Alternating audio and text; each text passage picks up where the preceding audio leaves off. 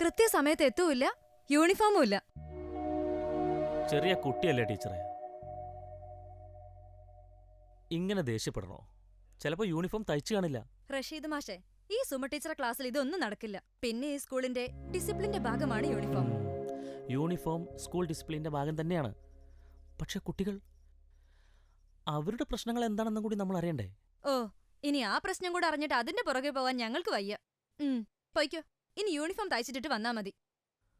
നിന്നെ, മോന്റെ പേരെന്താ? മോനൂട്ടൻ.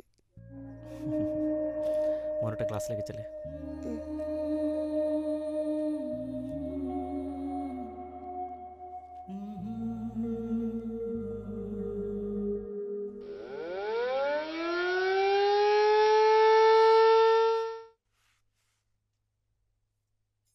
കമലേ, മാനേജർ എന്തു പറഞ്ഞേ?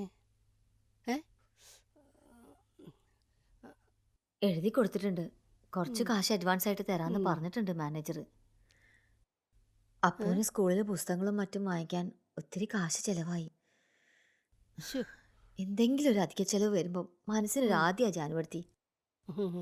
അങ്ങനെ ഒരുപാട് ആലോചിച്ചാലേ നമുക്കൊന്നും ജീവിക്കാൻ പറ്റൂല. അതൊക്കെ നേരെയാവും. അതോർത്ത് വിഷമിക്കണ്ട.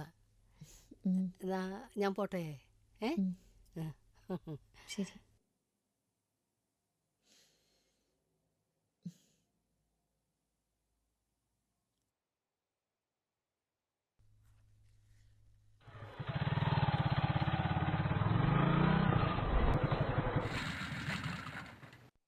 ഞാൻ കൈപ്പാട ശേഖരൻ്റെ മോനാ.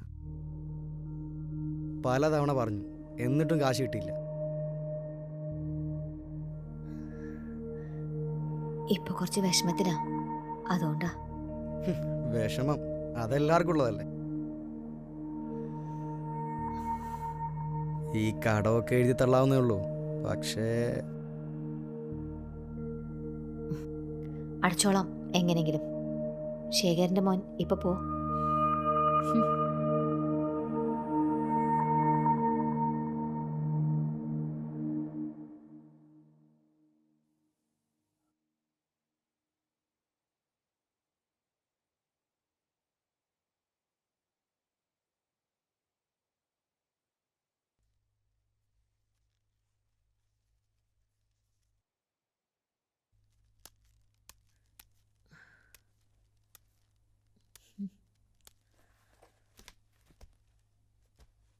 അപ്പു, ഇതെന്താ നീ വരയ്ക്കുന്നത്?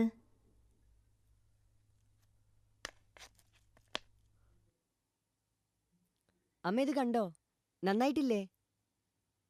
ആ, കൊള്ളാലോ. ഇതെനിക്ക് നാളെ സ്കൂളിൽ കൊണ്ടുപോവാനാ. ഞങ്ങളെ ക്ലാസ് മാഷ് റഷീദ് മാഷ് പറഞ്ഞിട്ടാ.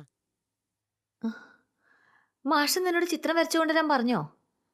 പ്രകൃതിയെക്കുറിച്ച് കഥയോ കവിതയോ ഉപന്യാസോ അങ്ങനെ എന്തെങ്കിലും എഴുതി കൊണ്ടുവരാൻ പറഞ്ഞു.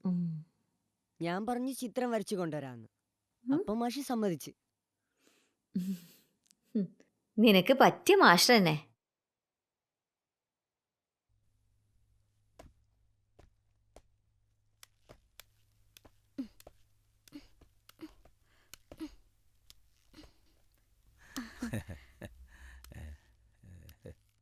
നീ കഴിച്ചു തീർന്നില്ലേ?